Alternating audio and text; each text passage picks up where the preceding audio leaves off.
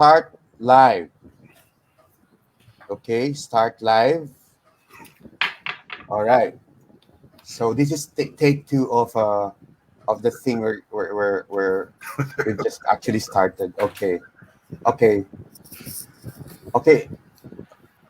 Okay. Ladies and gentlemen, welcome to episode 14 of Communication Talk on social interaction and electronic environment. We are joined here today or tonight by four distinguished speakers from some parts of the world.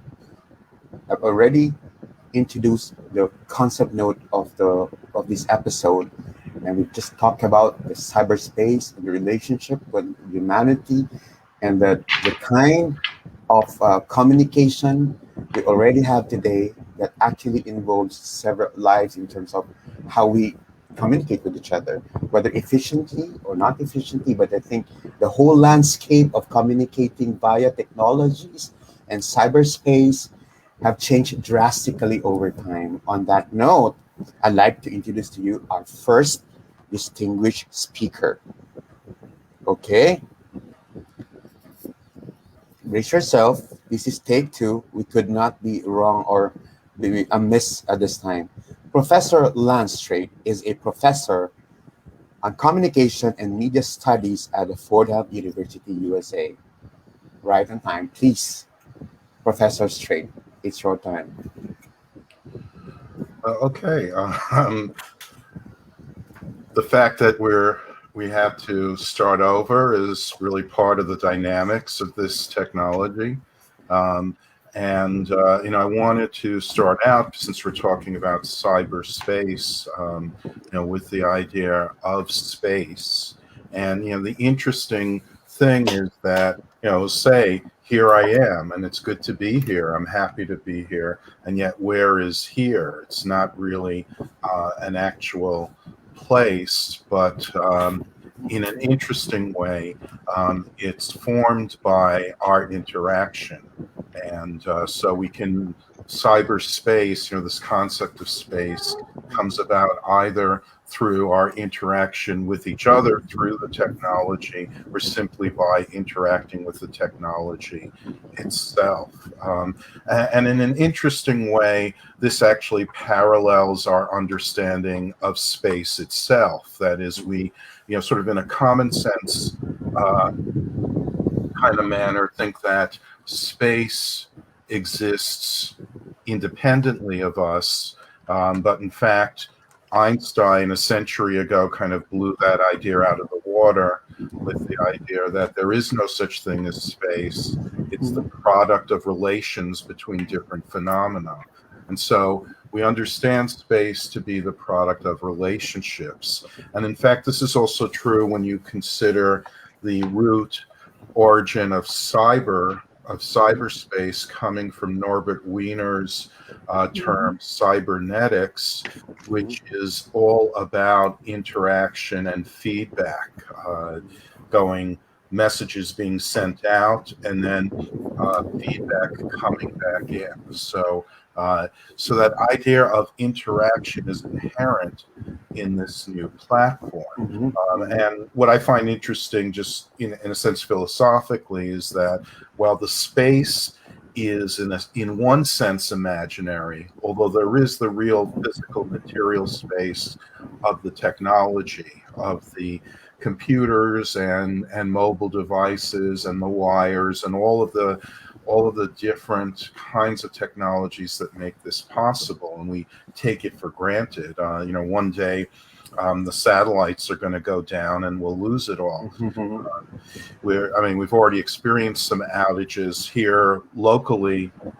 Where I am in the New York area, there was a big outage just yesterday for a number of services and companies. So we take that all for granted. But otherwise, it's the time that really counts. The time is the real reality, because this time that we're spending together is actually happening. So I think, first point for me is to look to time to understand what's going on and to think about time. And certainly one of the clearest phenomena related to time is the speeding up of everything that's going on. And that's not new to this technology. It's inherent in electronic technology. Marshall McLuhan said of the telegraph that it annihilated time and space by making it possible to have instantaneous communication across great distances. I mean, it wasn't just um, a quantitative increase over, say, railroads running at 30 or 40 miles per hour to get from point A, a message from point A to point B. It was a quantum leap into Mhm. instantaneous, that is, in an instant, forms of communication. And that's what we experience. Everything comes at us constantly, rapid turnover, sudden change, and it really is a lot to take in, a lot to absorb, and I think that in a lot of ways we're all kind of shell shocked by it. We lack it makes it very difficult to find the time to just sort of sit back and reflect Mhm. and make sense out of the world. Um, it also comes about, with lacking that time both to on the reception end to make sense of the world and on the transmission end to order the information and communication that's going out. So it's just one damn thing after another, boom, boom, boom. Um, it makes it very hard to construct a coherent sense of the world. So anyone who says, I can explain what's going on, that they get a kind of in with people. And construct a coherent sense of oh, the that's world. interesting. Now I'm hearing, okay. They get an in with people, and that's where we're getting a lot of really crazy stuff out there, the conspiracy theories and so forth. One thing that's often referred to about this technology is amplification, which is an electronic term, right? I mean, it's a metaphor really of just strengthening the signal, but that's what we're experiencing along with the speed up, is just that everything is amplified, everything is stronger, and that works in different directions. So, in Mhm. one sense, and this is fed the utopian kind of predictions that some people had that were obviously mistaken, but that it would vastly increase democracy, that this access to information that the technology was giving us would lead to, and did lead to, all of these democratic revolutions and previously authoritarian governments, nations ruled by authoritarian governments, and we see that that didn't exactly happen that way, or it did, but not completely, because it's always a dynamic, and on the other side of it, other aspects are amplified too, and that includes surveillance, authoritarian tendencies. It's just everything is magnified, everything is amplified, and it remains an open question how long we can live under these conditions. Oh, Is that good enough for you? oh, very good. Very good points that you raised there. Thanks very much, Professor Lance. You mentioned about the quantum leap and speeding up. Do you think all these have changed our communication, the way we communicate with other people, the way we communicate with our families, and etc., has it been altered over time? Has what? Altered, Oh, changed the way we absolutely. communicate with each other. Yeah. Absolutely. Now, Yeah. and again, I mean, you can't really say it's good or bad. Mhm. Rather, it has both. So, in one sense, it's wonderful that, I mean, when my parents came to the United States as um, in coming out of, having survived the Holocaust and escaped from both that and the Soviets and all of that. And, they eventually came to the United States. My father, I knew his mother was still back in the old country. Um, and he never, and all they could do would be write letters. And Right. when she passed away, Mhm. there was just nothing to be done. Mhm. Now we are in constant contact with each other. When I was an undergraduate and went away to college, I called my mother on Sundays when the rates were low. Once a week, we talked on the phone. Now the kids are texting with their parents continually. So that whole dynamic has changed.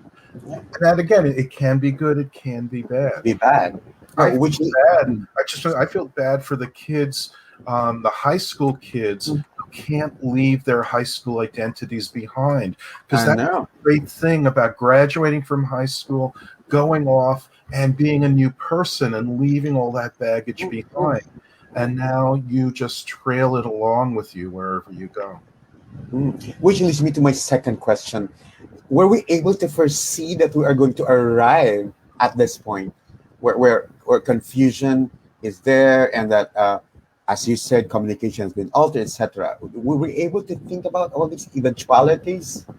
No, absolutely not. And that is one of the great lessons about technological innovation, and one Mm, of the reasons mm, to always be cautious about it, mm, because there will always be, first of all, there'll always be side effects. mm, In fact, the very term side effects is misleading, because if you take a drug and it kills you, that's not a side effect. That's the real effect, and that's the major effect. So there are always going to be costs to every benefit, and we're not going to be able to predict everything that's going to happen. right, There'll right. be things that we did see coming, but we'll always be blindsided by various things. Because part of it is you change one thing, that changes another thing, Mhm, and that mhm, changes another thing. And all these things are right, interacting in a right. complex interdependent system.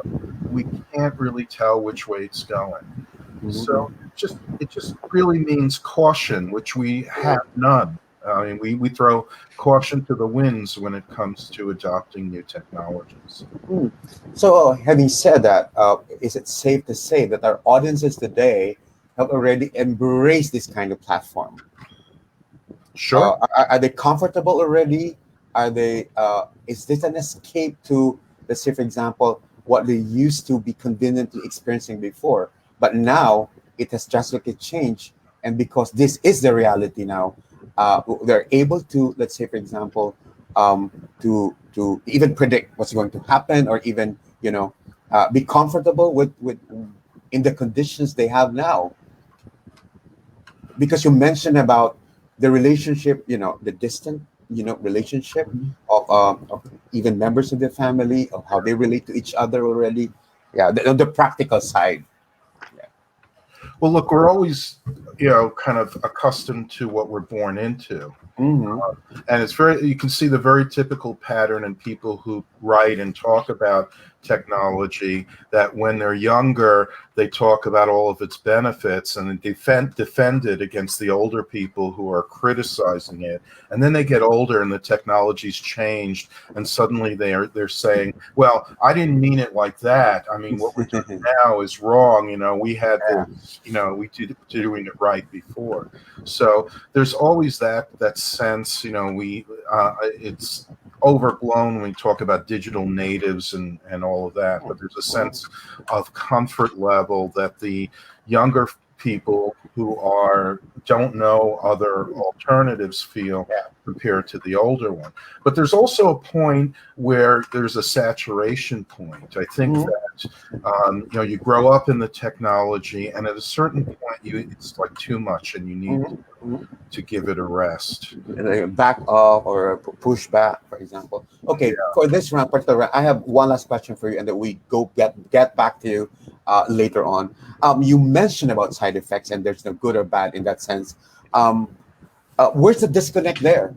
Uh, because you haven't mentioned about disconnect, but the reality is there is a disconnect between even intergenerational disconnect, or even the kind of work in the past and now to be able to reconcile it on different levels. Um, I'm not sure what your question is. Um, would you see a disconnect between, let's say, the generation, the past generation, where technologies are not even there, but now you see the preponderance of technology and social media platforms of this generation? When they get to speak to each other, would you see that there is a disconnect, or technologies and social media pave the way for them to understand each other? Hmm. Mhm. Well, I mean, I will say, I mean, I'm not sure I know where you're going, but I will say that one of the differences, again, and Mhm. I think less in terms of different generations than in your life experience. So when Mhm. you're younger, when you're a young adult, you Mhm. want to be out in the world. Yeah. Um, and so they want to push the technology aside to be Yeah. out in the world, Yes. but they also use it to do things in the Yeah. world. And Yes.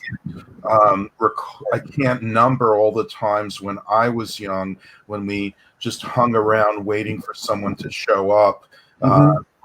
we were expecting, and not knowing if they were coming or not, and Right. looking for a payphone and all of that sort of Yeah. thing. So Yeah. it's different. One of the things that happens with the older generation is I think they Mm. get, in some ways, more sucked into the technology, watch Right. more television. So, another common thing that we see is kids now, younger people like Octavio's daughter, um, yelling at the parent for spending too much time on their phone looking at Facebook instead of paying attention to the child.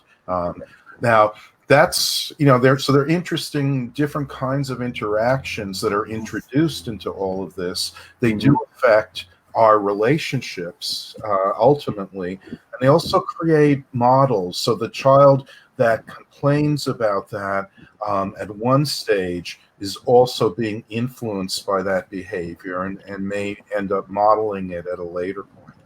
Mm-hmm. Very good. That's exactly the point of the question. Perfect answer you got there, uh, Professor Lance. We will return to you in a few moments, but this time, thanks very much for that insightful discussion. Thanks very much. At this point, we'd like to call the only lady, or let's say, yeah, uh, uh, the perfect one among the roster of our panelists today, in terms of discussion, etc. A woman at the helm of communication and media, Professor Pilar.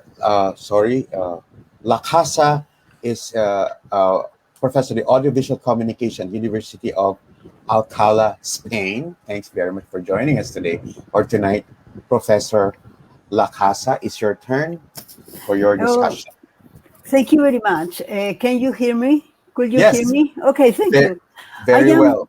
I am very very happy to be with you because for me it's a very excellent experience. Just interact with other people, with other countries, with other cultures, and I am very happy. Well, the first thing I need to tell you in relation with the title you have is that I am very enthusiastic of technology. I am always looking the good, and maybe I am forgetting the bad in in brackets, and you need to hear me in that sense. Mhm. I am old, but I am interacting with young people, and I will be speaking from my research. Sorry about that, because I know much better what young people are doing than old people or even adult people. I will want to tell you about the fan communities. That fandom communities, I think, is a very good example of how young people from very different age, even from 10-year-old until 25-year-old, this is a very big, very big, very big amplitude of age. And in that sense, I think they are a very good example. Even I need to tell that not every girl or child or boy are fun. they are some of them who are fans, but not everybody is fan. Even at that moment, I think that children, maybe they are fan of TikTok, and before they were fan of, I don't know, I am fan of Henry Jenkins, but they were fan from One Direction, or they were fan from Harry Potter, But what I tell you is that I begin speaking about the fan communities, and the fan communities are mediated by electronic tools. From my view, these electronic tools have changed all the fans communities because social relationship between the people are very different. And I think we are living in a mediated world where the real people is important. But for me, you are real in the same way that you will be if I found you in the street. Maybe you are much more real for me because I am thinking with you. And if I go around the street, these people who are around me in a cafeteria or other people, I am not in connection with those people. In that way, the mediated tools are allowing all of us interacting. In that sense, I am very Vygotskian, and I have, from a sociocultural perspective, from me, Vygotsky has a very good idea. And the idea from Vygotsky and Bakhtin is that the tools that people use change their minds. This is the idea that I have. People have different minds because they have different tools. It's for that reason I am very enthusiastic, because I have this, my pencil. I need to use my pencil, but I have here my phone. And I have here the screen where I am seeing all of you. And even, let me tell you one thing that happened to me today. I forgot that the talk was today. I was thinking it was tomorrow. And when I was going for picking my grandchildren, I said, okay, I have the talk. And I came very fast to the home, and I organized all this small stuff. And this tool allowed me to change my mind, allowed me to change and to think in another way. That is what happened in fandom communities. And let me to tell you that I am thinking in three ideas in fan communities. One is the community. Another one are the personal relationship. And the third one is the identity. I think in a community, all these concepts are changing when they are mediated by electronic tools. Let me tell you about the values. For example, in a community, the more important thing for the community are the values. In the fandom communities, people share values. What kind of values? Because, for example, they share the values about music or about literature, or I don't know, even about civic practice. In that sense, these values they share are really in some way open, because we are living in a global world, but in another way, they are small because and in another way, all these values are interacting. Because think in one girl, for example, before, when I was thinking about fandom in Henry Jenkins' work, he was studying the TV shows fans. But now they are TV shows fans, but we are studying TV shows fans, but they are not fans just from one series. They are fans of many series, and all of these series are different values, and the values from the people are open in some way, but in another way they are small, because they are participating in very different communities. In that sense, I think the idea of values and community is transformed by electronic tools. Let me tell you about personal relationship. I will speak about myself, but I don't want to do that. I prefer speak about the young girls who are friends through internet. Mhm. All these fans are friends from internet, the small communities I am studying. For example, I was studying cis girl, but this cis girl told me that they were interacting all around the world with very different people. In that way, they arrived to be personal friends of those people, because from very big networks like Twitter sometime before, or Instagram, or TikTok, now they pass to WhatsApp, and they are interacting in WhatsApp, or even they are interacting to Telegraph or any other. But the social network, the community network is transformed in an interpersonal network. And finally, let me tell you about how these girls are changing their identity. I think they don't have just one identity. They have several identities, but all these identities are need together interacting. For example, many girls are interacting in TikTok. I am following many of them in TikTok. And they have one personality in TikTok. Today they sent it to me at TikTok and told me, Pilar, you need to do that in TikTok. But I said, no, because I am old. I need to do different things that you do, you know. And in this sense, they are doing very different kinds on TikTok. And they are interacting in TikTok with very different communities. For example, they are interacting with food communities, with sport communities, with music communities, and they have one identity in each of those communities. And finally, well, I will want to tell you about one of the questions you presented about how this new technology allow interact different generation. I think that is very, very important. I think the technology can help a lot to interact with those young people, but I think that adult people need to be very open. I am learning all days from the small kids. Even I am teaching at the university, I am a learner from the kids. And I think this is the more important role for the adults when they are interacting.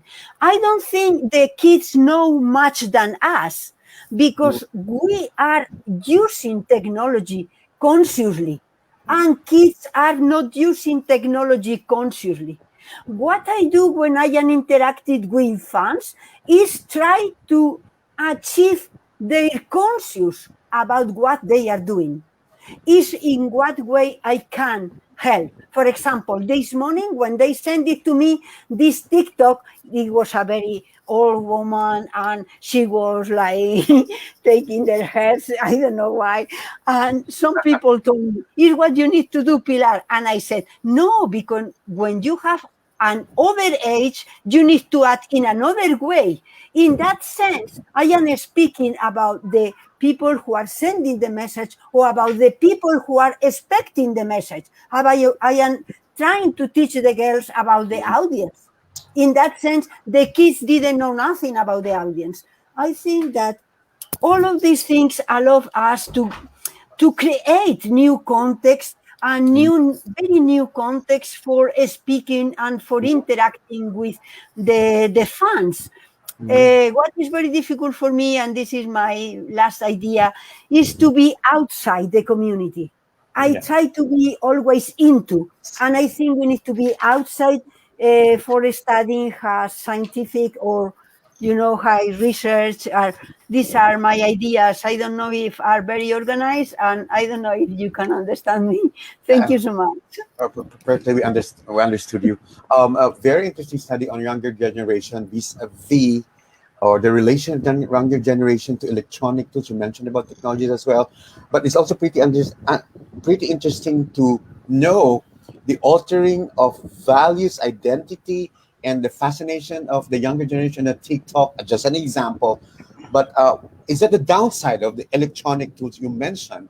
The loss of identity, or the identities of the younger generation, and even the degrading of values and that sense of community vis-a-vis use of electronic tools.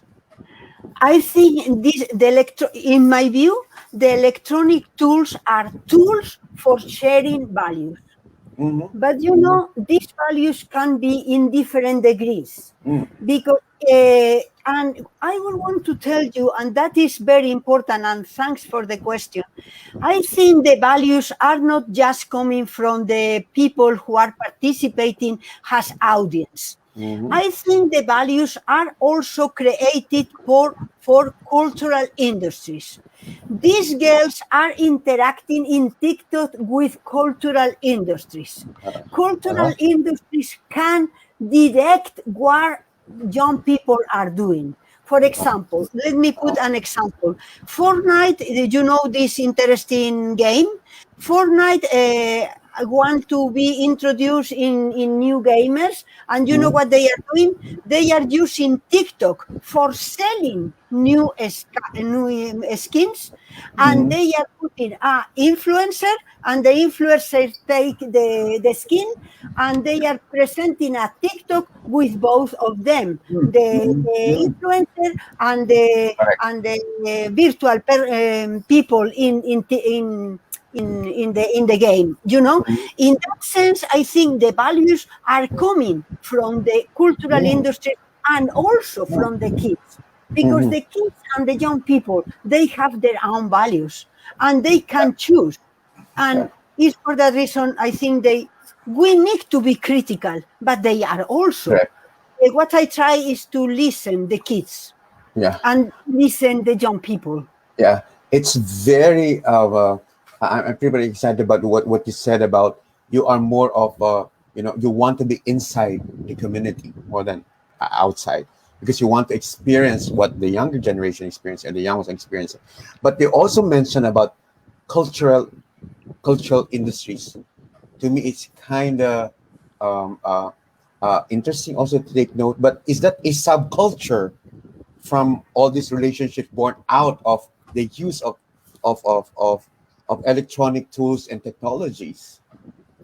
Okay, I am. Let me now. This afternoon, I was studying digital text from Twitter and from forums and about comments in the pandemia in Spain from March to June. Do you know what happened there? People, normal people, as me or you, because I don't think you are. I don't know if you are. You are directors of cultural industries. It will be very interesting to discuss. Yeah. Okay, Yes. okay, but you know what? For example, in some series, the cultural industry, the producer of the series, are introducing interesting question. These questions have values, and the people are discussing that values. Sometimes the participants are agree, other times they are not, but I think the values are created in relationship.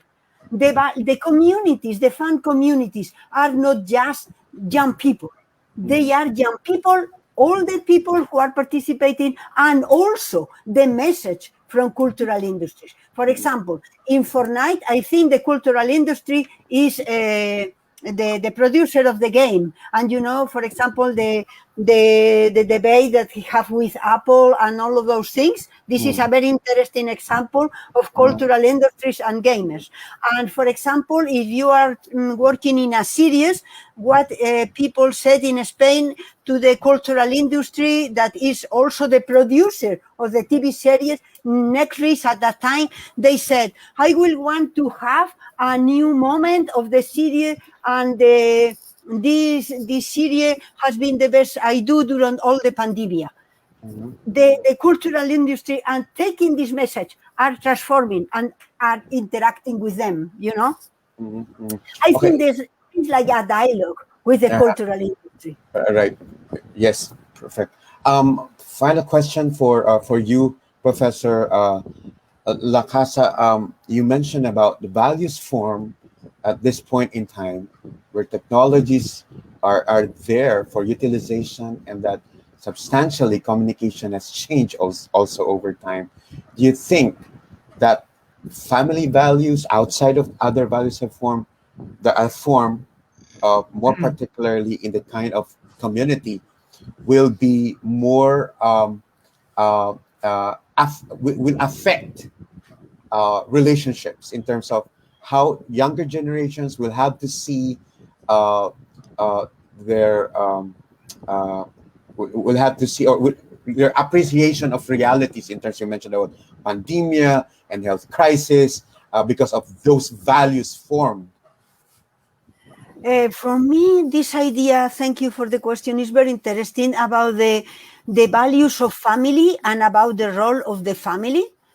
Uh, I don't have data for speaking about that. I don't have too much data. I don't have data about the family, and this is a very interesting question. But let me put you an example that I think is very interesting. I don't know if you are following Netflix, and I was following Netflix, and I was looking in internet about the Netflix values, and I can remember about examples of values, and I found it Netflix, and Netflix has a very no Netflix. No, this is the is about the music, the streaming music. It's not Netflix. What is the name? It's not Apple. The other one. Okay, let me think about it. I could not think about that. The Yeah, stream, music on a stream. Spotify. Spotify. Spotify, Mm, exactly. Sorry Spotify. about that. My mind is very bad. Okay, Spotify have a very, very interesting study, and it was a qualitative study. I recommend it to look for. This is like putting in Google Spotify culture, something like this. They are trying to find to find the values of people about marketing, about how you can put marketing in Spotify, in a new way of introducing marketing, and they were exploring the values about related to the sound. And it surprised me a lot that one of the values was the family, and the people were speaking about the family.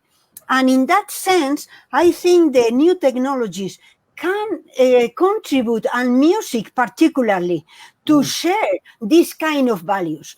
I Right. will want to say that moment, and I learned that from Henry Jenkins, that, for example, in politics, the values are not the same for the young people and for the adults. For the adults, they are like vote or things like this.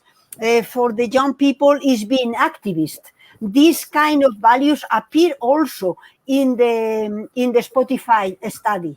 In that sense, I think we need to consider new kind of values, new values, not the old values, new values. It is difficult to find these values. I recommend it to have a look to this. For me, it was very interesting what young people are thinking about, what they are their values, and how they relate these values with music. Yeah. Okay.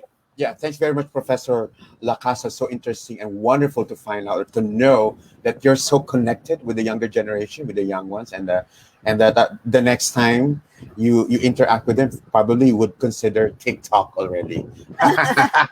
Thanks very Thank you much, so much. and thank Thank you so you. much. Thank you. We'll get back to you for other questions Thank you. after the final round. At this point, I'd like to have Professor Abu Bhuiyan, Professor of Television, Film, and Photography at the University of Dhaka in Bangladesh. It's so nice to have you. Dr. Abu, it's your turn now. Thank you, Mr. Sebelino. Welcome.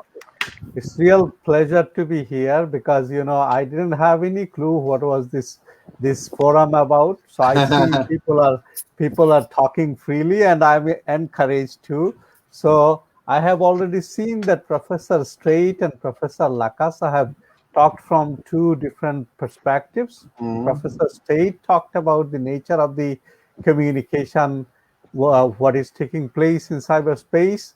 Mhm. So, and Professor Lacasa talked about a concrete example of how cultural things are shaping up within this cyberspace. So, let me talk about the relationship between technology and society in general in relation to digital technologies. Because Mhm. the way I see it, across the world, we all can experience the rise of a new type of cultural trends. Mhm. So that cultural trends, if I, you know, segment these trends are within this realm of identity, the way you have started the discussion today, the changes in the identity, changes in the social relationship, and then changes or construction of new communities. So let me start with the identity thing, because how new identities are being formed as an individual, that how my identities has been changed because of my interaction with the digital technologies. But before I further proceed about this, I need to make sure that when I talk about this cyber culture, I need to mention here, because most of the speakers are from the Western world. So I need to make sure that the cyber culture is limited to people who are fortunate to be part of the cyberspace, because there are hundreds and thousands of people across the world who are still outside the cyberspace. So let me come back to the self-identity thing, that when when I say that my interaction with the digital technology creates new identity, I would say that it creates new opportunities, new possibilities, new flexibilities to me as well. And it has two aspects. One is the psychological dimension, another one is the cultural dimension. So psychological dimension, that I grow every day, I can learn things, I can know people, even I can also become psychotic, I can also become pervert. Let me give you an example. Because throughout the cyberspace, hundreds and thousands of information, images, and things are available. So it's me who has to decide what kind of information I consume. So depending on my choice, if I'm capable, if I'm trained enough to select good information, good, I'm again using the term good. Some people might have problem with that one, but for the sake of discussion, I'm saying, okay, let me say useful contents. Maybe pornography is useful for some people too, but there has to be a limit, right? So I can be a psychotic, I can be narcissist, because every day I can promote myself, my family picture, my activities on the social media. Those who are on my Facebook page, they might be amused, sometimes disturbed by my self publicity. So this is the psychological dimension what I wanted to mention. Then there are cultural dimensions. As you can see me, I'm a South Asian, I'm a Bangladeshi, so I'm a brown, but today I'm connected with people from all over the world. So what Professor Strate has said, that space, actually before Strate it's McLuhan, and even to some extent Innes also talked about this, that how communication has made the space obsolete, but time is still real. Because for you, Mr. Sebelino, you are in Philippines, you are passing midnight, and I'm close to midnight, it's already 10:50. So I think Straight is in the morning, right? So Yeah. and then Islas, are you, what is your time? I don't know, I could not figure out your time. So but Almost what 12 I'm o'clock. pardon me, What? Almost 12 o'clock. Wow. 12 At o'clock night? At in the night? noon, Almost. Yeah. At or no, noon. Okay. Mine is 12 noon, close. right? Mine is 12 close to noon. 1 a.m. 1 in the Okay. morning. 1 in Wow. the Okay. morning. Okay, Wow. Wow. you see the point I'm trying to make here, that what State has already made, the time has still remained as a significant condition for Correct. human communication. Yeah. So, but I'm here because I'm connecting with you. I'm forming a new identity. I have become a member of this communication talk. This is my new identity. So every day I can take multiple identities. I can join many groups, many forums, many spaces. So Mhm. if the controllers of those spaces allow me to get in, but there are still many forums which are open to get access to. So having said that, let's move to the changes in the social relationship. So when we talk about the social changes in the social relationship, we can talk about changes in the economic relationship. We can talk about changes in the cultural relationship, And we can also talk about changes in the political sphere as well. So if we take the economic relationship, the every aspect of economic relationship, production, distribution, and consumption, has been radically transformed by technology and other social political measurements which have been in place. Especially we can talk about deregulation and neoliberalization.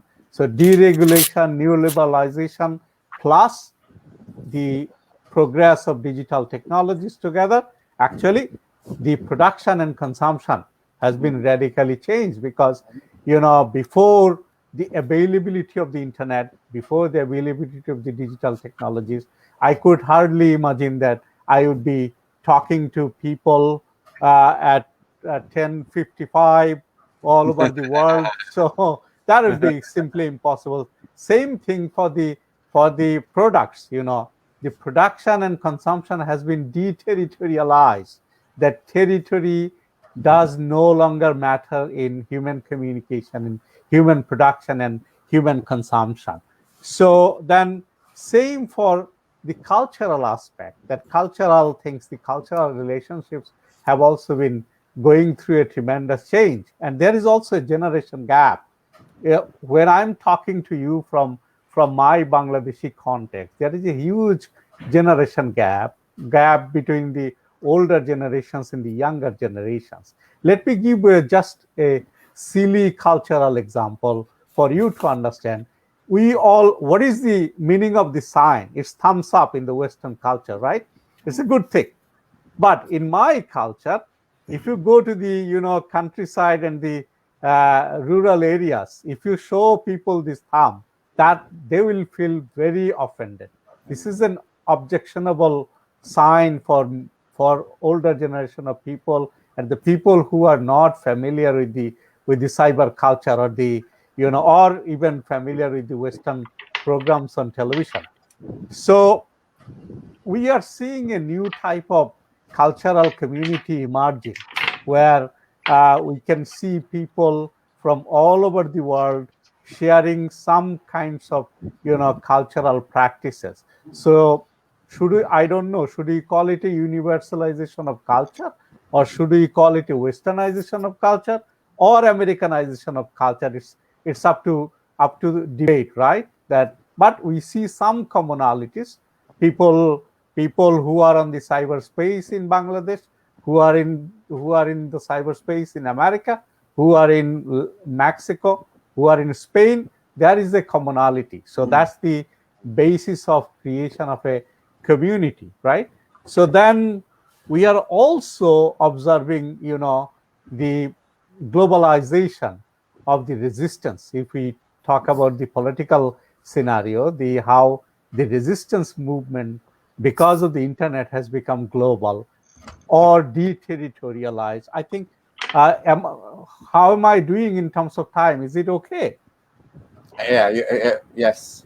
I have Okay, a few more questions. Yes, sentences okay, more. so resistance has been, denationalized, sometimes, globalized. So, and then we also see the rise of a particular type of subcultures. So subcultures, or the culture of reactionary or objectionable groups. If we think in terms of the context of the US, we see the rise of a white reactionary groups, right? They are very active, even in Europe. So white supremacists are very active on the social media. And then on the other hand, religious extremists. So in the global context, the Muslim extremists, in the Indian context, the Hindu extremists, all have been using the cyberspace. They have carved up a special space for them. So the use of cyberspace, that's the side effect or the downside, because every technology has its upside and downside. It depends on the user, how you use it. So, but we see some disturbing trends in culture and politics as well. And we also see another thing in the non-Western context, or context of Bangladesh, that we still, the state and the regulatory mechanisms are yet to be there to deal with the activities of the cyberspace. Also, although for some people it's also a debatable area, that some claim that the cyberspace should be left free, some people say that it should be regulated. But in the non-Western context, where people are not very aware of the consequences of technology, and there are many issues which are related to state security, social unrest, extremism, all these kinds of things. So there is a strong push for regulation of the cyberspace. But the state mechanism or the people who are dealing with the regulatory aspects, they have a hard time to catch up. So, but there are mechanisms of surveillance placed everywhere in the world. So surveillance sometimes creeping into the people's privacy, but there is also a dilemma here that you need surveillance for security. You also need to, limit surveillance for protecting individual privacy and freedom. So what I'm trying to say, without taking further time, let me conclude here that we are going through a very confusing situation or scenario, because all these trends are happening. They will take shape over the years, but there is also a chance that they might be overshadowed by another development of technology. We don't know, but what we see some turbulence, we see some disturbances, we also see rise of some fraternities, communities, friendship all over the world. So thank you for giving me the time to talk here.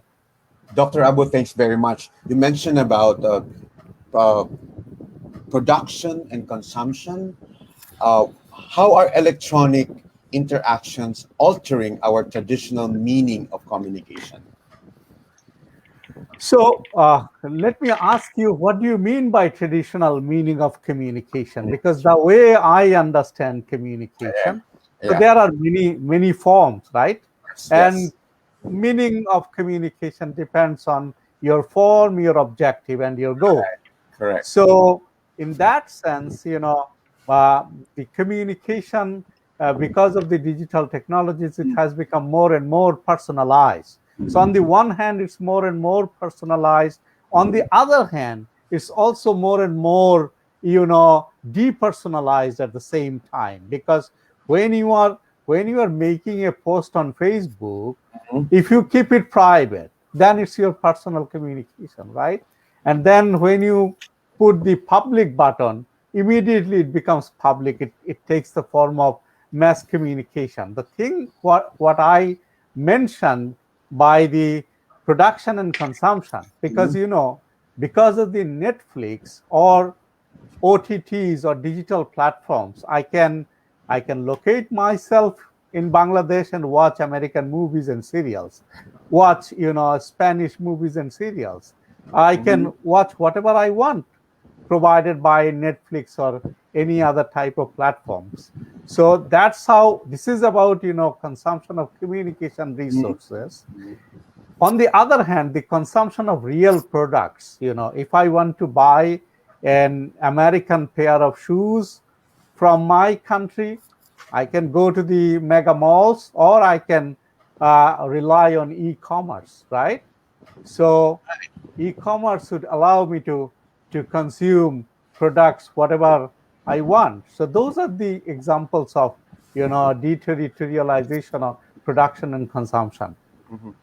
Okay, how does the digital environment you think is playing its role in social change, and but at the same time creating the digital divide? Then goes the disconnect, right? So how do you Yeah. make sense of So it? yeah, Yeah. no, I have started with the digital divide, that digital technologies are facilitating the community, the culture, and the environment for people who can afford it, who have Mhm. access to it, right? Right. So those who are not having access to digital technologies, and there are many varieties of divides. Even Mm. there are divides in the Western countries. There are even divides in the cities itself. So some part of the city, have better access than the other parts. And there are also, other divides in terms of race, in terms of ethnicity, in terms of income, in terms of education, many sorts of divide we can talk about. So digital technologies actually, technologies have no power in one sense. It's the power of the government, it's the power of the society, it's the power of the state. On the other hand, you can also say that when technology is in place, then it can shape human relationships. So there is a two-way relationship between technology and society. They shape each other. So digital technologies are shaping our cultural, intellectual, and social environment, sometimes way beyond our control. Yeah. Dr. Abu, thanks very much. We'll go back to you later on, but at this time, we'd have to call our last speaker, but not least, Mr. Octavio Islas, Director of Razon y Palabra and Communication Researcher at the Central University of Ecuador, Quito, Ecuador. Sir, it's your turn. Okay. It's nice to be here. As you may notice, I don't speak English too well. Maybe we have to wait some years for instantaneous translation in these environments would be so helpful for us. I organized my participation in some main ideas. First, to talk about time. Second, about the web. Third,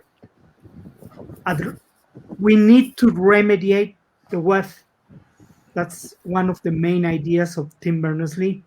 Four, about fake news and the division between societies and a dangers in community digital life. Six, about privacy. So that's the order of ideas that I will be talking to you. First of all, I want to tell you that I think that 20th century didn't end at 2000. It ended in February of 2020. In a real sense, 21st century became on February. We are facing a new time, the real 21st century, thanks to COVID-19. We are in a new time. COVID's time, which belongs to a new century. In that way, I guess that on March 12, 1989, what happened that day? Oh, there is a guy named Tim Berners-Lee who invented the web. The web established a turning point in the history of the human communication. In that way, right now, 5 of every 10 people in the world have an access to the internet. That's the UIT data. 4 of each 10 people use social networks, and 3 for 10 people in the world use Facebook. So we are living in a new environment done by the web. Tim Berners-Lee is thinking that the web is not okay, that it makes some benefits, but it also has been causing a lot of troubles. And he focused his attention on 2 things particularly: fake news and the division that is making the social networks in our society. And that's a point to consider about community life.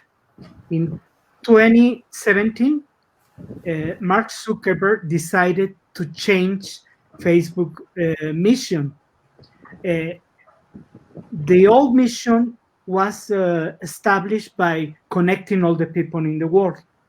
And the new mission he decided to establish in Facebook was to make strong communities.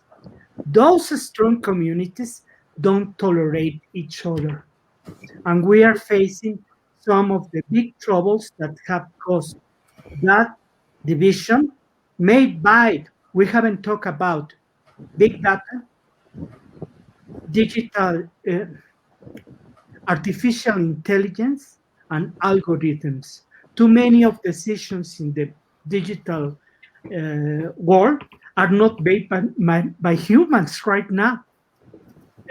Those algorithms are taking decisions about changes in the human behavior, and that's very dangerous. Tim Berners-Lee says that we have to change all the negative things that the web and internet are causing to us. And in that sense, the United States government had made some very smart efforts to promote laws against Google and Facebook for its behavior as monopolies. Yes, I think that it will be a turning point again.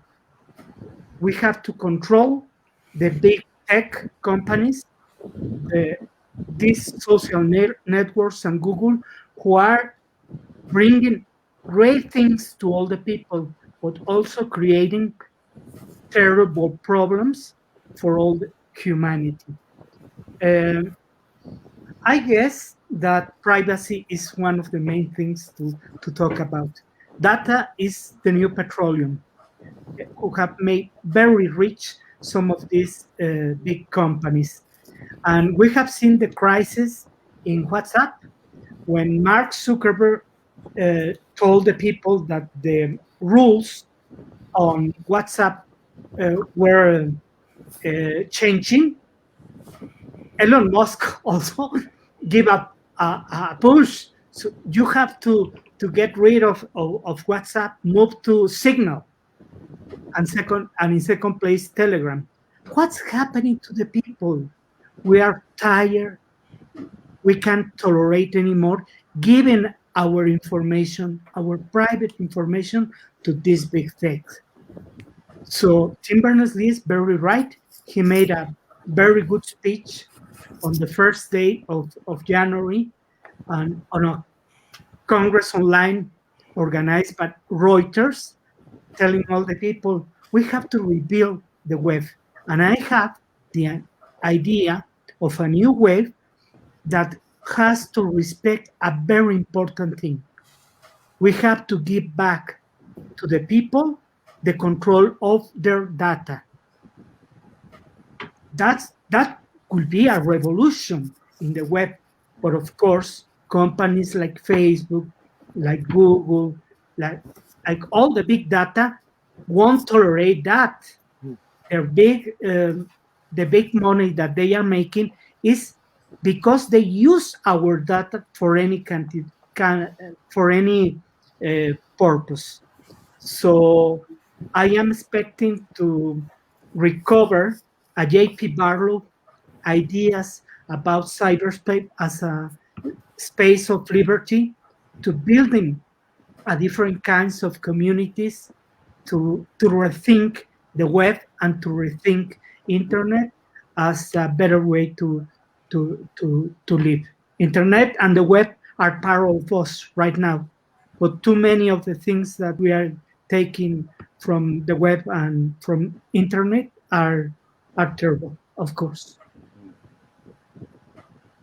Dr. Islas, thanks very much for the wonderful presentation.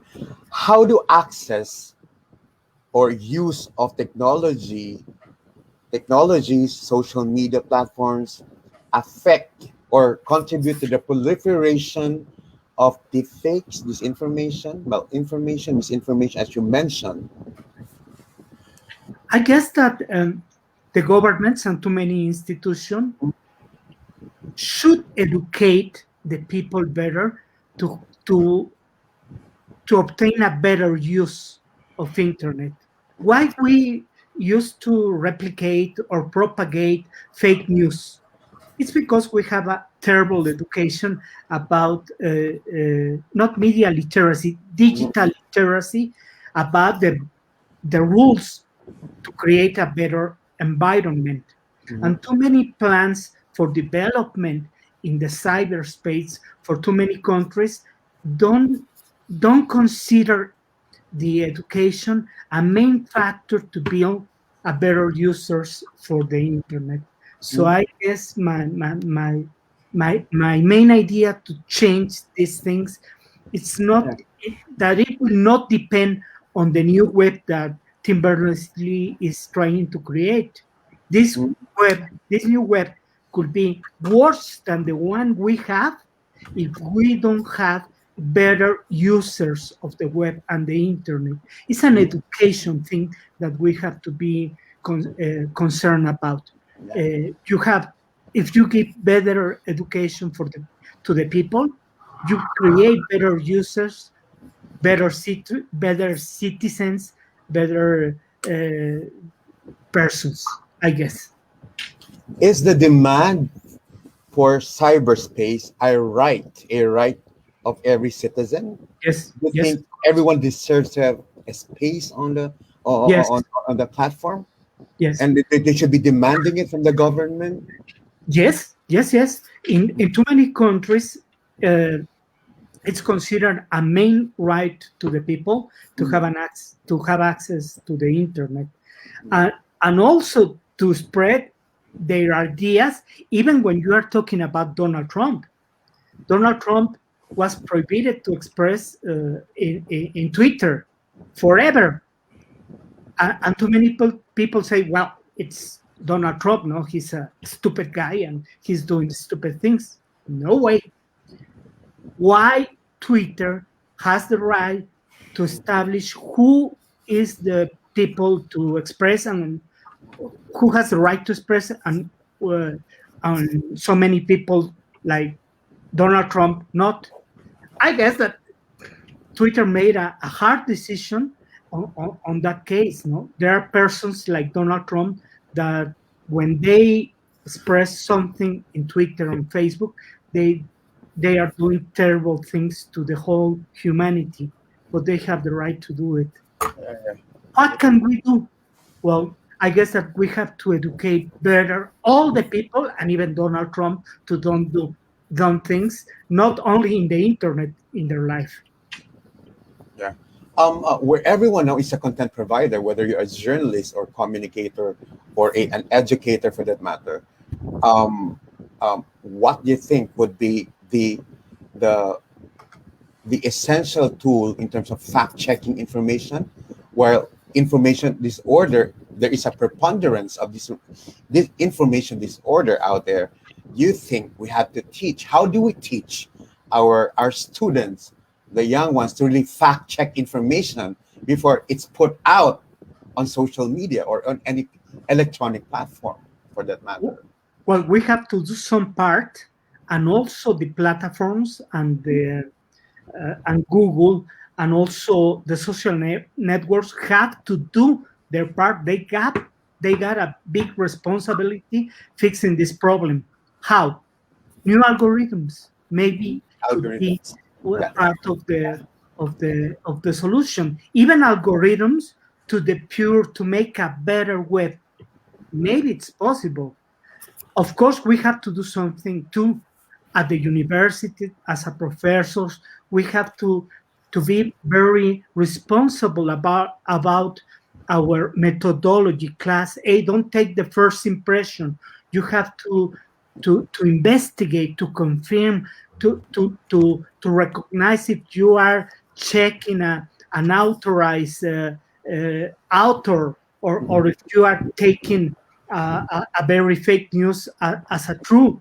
So you have to criticize and to analyze and to check for every information that you got. Don't spread it in the first time. You have to wait, analyze, check other possible points of view, and then maybe you can replicate. Yeah. All right. Thanks very much to all of you. And we're winding down to winding down at this point, I have a question for everyone. How does the electronic environment influence our offline lives in relation to how we want to teach our kids, the young ones, about how to make use of social media, technologies, electronic tools to their own advantage to serve them better? Anyone can start answering the question. Anybody from the panel? Well, I'll start with a lot's been said about community, and Neil Postman had a very good point about this because part of his argument was that um, we encounter with new technologies changes in language that Mhm. are in effect the demeaning of meaning. That is, meaning is demeaned by the idea of calling people you connect with online friends. And sure, there are genuine friendships, but we always say, like, a friend is someone who will come help you at 3 o'clock in the morning. And you're not going to get that from someone on the other side of the world. And in the same way, a real community, is not people who share the same opinions. Mhm. It's Mhm. people who are very different from one another, often with opposing points of views, and that they have to come together and negotiate to work together and live together. And also, a real community is a situation that people cannot easily get up and leave. You are stuck there, and you may be able to move away, but it takes a lot to do that, and often it's not possible. So that's quite different from online communities, so that even using that word is somehow confusing to people, and it results in this idea of cancel culture, polarization, the idea that I don't agree with you, I can just walk away Mhm. and screw you. And that is really part of the problem that we're experiencing right now, is that people don't know what real community and Mm. real relationships in the real world, in an actual world where there are real actual consequences to what's Mm. going on, as opposed to the virtual. I'm not saying that it's entirely absent from the virtual situation, but it is extremely different, and it's feeding back into it. And it's the same thing with identity, that one of the almost nostalgic senses of loss we experience today, and this is often coming from social conservatives, is the idea of character, and Mhm. that people had character and integrity. And that is the idea of having an identity and a self that is integrated, that is whole. And that's something that we create. It's not something that's naturally given to us. So the idea that we are many different people in many different situations, that this is, exacerbated online, and has led to this sense of a loss of self and a loss of identity, or it's this kind of, you can be anyone. Again, it's an escape from consequences, an escape from having to be who you are. And it's also privacy that Octavio brought up. It's gone. I don't think there's even any point in talking about it anymore. And I Mhm. guarantee you that in a couple of generations, the people who are talking on whatever platform they're using then won't even know what the hell we were talking about, why Mhm. we were bemoaning it. They won't understand the concept. Hannah Arendt pointed out that in ancient Greece, privacy, the private person was an idiot. And literally someone without public identity, someone who is just an individual and has no role outside of the private area. The same root of privacy is deprivation. The person who is deprived of something is the private person. So we built up a lot of things through the Enlightenment, through print culture and literacy, that are being very much undermined. And while I'm not talking about going back, but there are ways that we need to just try to establish some sense of control. And that does involve teaching children. I agree with that. It also involves a more mixed media environment, and especially shoring up literacy. Pilar mentioned Vygotsky, and there are many others, Sapir, Worf, of course, Alfred Korzybski in general semantics, pointed to the importance of language. Language is what we think with. So when we change language, we change our codes and symbol systems, we're giving ourselves new ways of thinking. But a lot of this, the ways we're thinking, is not necessarily better for us. And recent research shows it changes brain structure, brain function, literally changing us neurologically. And you can see that in the loss of focus and the distractibility of people, in the loss of rationality and the giving over to emotion, and perhaps even a loss of empathy that all of these things add up to. So I think that is something that we need to put into an effort, to create a good, nurturing media environment in raising children. And in the broader sense, because I think it's very hard, you can create isolated islands, but we wind up like the church in the Middle Ages, just sort of alone in this vast sea of darkness. So, it also has to be on a larger scale that we try to implement some changes. Perfect. Professor Strate, thanks very much. Professor Lacasa. Okay, thank you very much. I will want to recover some of all of your ideas, and first I will recover the idea of Lance about literacy, and to put it kids in a very rich context. And from my view, being a literacy person is being conscious of what are you doing. And there are many agents, many social agents who can contribute. It's not just the task of family or friends, it's the task of everybody. I think the mass media have a very, very important role on that. I am listening many of the mass media information about the pandemic, and I am very bad about that because I think mass media could do much more about that for educating people on ideas related with the pandemic. I want to tell that we need to be conscious of what we are doing, and the media, they are not contributing that people being conscious of what they are doing.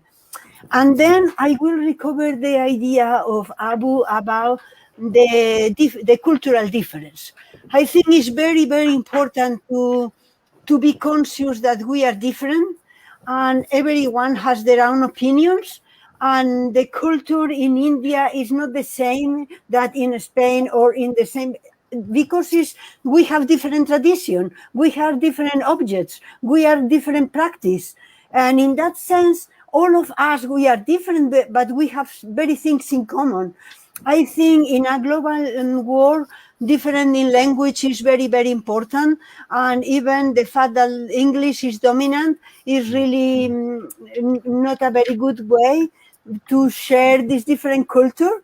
But I think that moments like this are very important, because for when you said we have different, and not everyone is going into internet, but I think even in India many people have the mobile, and we can share, we have different tools and we have common tools. But the idea of difference in culture, I will want to recover, and I will want to go in deep on that idea. And finally, the idea of Octavio, I recover the idea of algorithm. What I would want to say here is, from my view, I don't know, the algorithms are controlled by someone. And is that the thing? Who are controlling the algorithm? I don't think it's not just one. There are many people, there are many interests, there are many communities who are controlling the algorithm. For example, now I am analyzing big data, and I am really surprised because we are analyzing series. And okay, the people who are controlling the algorithm is the algorithm is recovering the words that I can tell to the algorithm. The algorithm is controlled by someone. And that is, for me, is very important, The algorithm is not going by themselves. The machine has no. From my view, we need to come back to the artificial intelligence. Artificial intelligence will want to copy human minds. And I would want to say here that I don't think we need, I think we need to control the algorithms. But what I think is that we need to control our minds. And anyone needs to control his or her mind. And if we do that, things will do better. And also, here are the values, and this is a very complicated idea. But I think behind these algorithms, behind the networks, behind the digital tools, there are some goals, and are these goals who need to be explicit. And if they are not, this is the problem. Okay, thank you so much. I was so happy. I learned so much with all of you. Thank you. So much, Professor Lacasa. Dr. Abu, your final words on that note? Oh, you wanted to know about the educating our children? I think, right. I think two things we should keep in mind. One is, do we have time to hang out with our children? Sometimes we are too busy because we don't have enough time to spend quality time with our children. So we need to find time. That is one thing. Then the second thing, the idea of media literacy can help us out here because, we have to make our children aware that, media, like, digital media or, television, whatever you call it, it's part of our life. So we cannot get rid of it. So we should teach them how to make good use of it because every media has its, upside and downside. So to be black and white, tell children to pick up the good things, useful things, and be compassionate. All the human values and ethical issues should be there, that how to deal with human beings, human relationship, and then, deal with the media with a humanly touch, with ethical eyes and ethical consideration. So it's not an easy thing. It takes time. It takes a lifelong learning. So it's a continuous process. Yeah. Quite a challenge here, Dr. Abu. And finally, Director Islas, your final words on the final question. Thanks so much. I was thinking in Al Gore, the vice president of the USA at the Clinton administration. He gave a great speech on 12th of October, 1997, which was called Digital Independence. And on that great speech, he said that we have to move faster to obtain simultaneous translation in any environment in which we could act. No, we are waiting that day. Well, then I am really worried about thinking machines, of course, about transhumanism and posthumanism. If we don't think and react as fast as a quantum computer, we will be right behind the line of changes. So I guess that we have to be concerned about this. Too many people working at Facebook say that the decision that they can make about algorithms are limited. Algorithms are taking their own decisions. So they are deep knowledge in the high levels of technology that could be dangerous for humans. If it's right and if it's true that information about algorithms that they are taking their own decisions, taking apart humans of the line of decisions, we have to be really worried about this.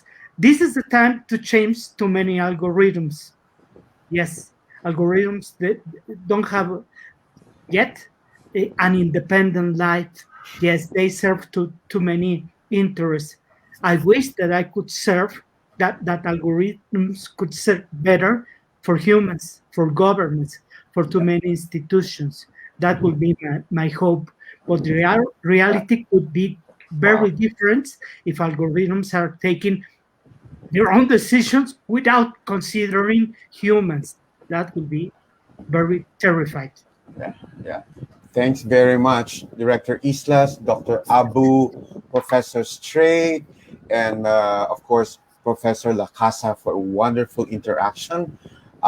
Thank you very much for making episode 14 of Communication Talk truly insightful and provocative as well, and even challenging as we leave the premises, virtual premises. I think we have to really say that family values will have to be there, whatever the technologies and social media platforms and cyberspace, because it should keep us together and give us that sense of community as we talk about progress and even social transformation. Thanks very much, gentlemen and lady. Keep safe, everyone, You too. and God bless Thank all of you. us. Thank you Thank you so very much. much. Thank you. Very well. Very Thank nice. you. Thank you. Thank you. Everyone Thank you stay so much. well. And We thank keep you. in touch. Yeah, it's Thank almost you. two. It's almost 2 in the morning here in the Philippines. So Okay. Okay. it's going to be Thank you. another day for me. See Thank you you on so much. Facebook. Might as well pull it all I've night. learned so many things from you. You're all seasoned. You're all veterans in your work. Mm. Yeah. Yes. Thank you very much, Ruman. Ruman, you can. I think you can come in already for anything you want to say to our panelists. If there are anything, if there's anything you want to say to our panelists, thanks very much for inviting me as your moderator for episode 14 of Communication Talk. Mabuhay from the Philippines. Hey, hey, hey. We have to do it all again. Which one? All The whole. again. Ah, Oh, yeah. Take 3. we have to I thought repeat it.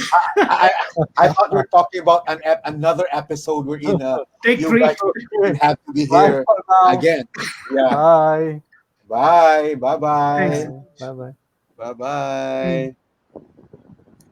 Thank you.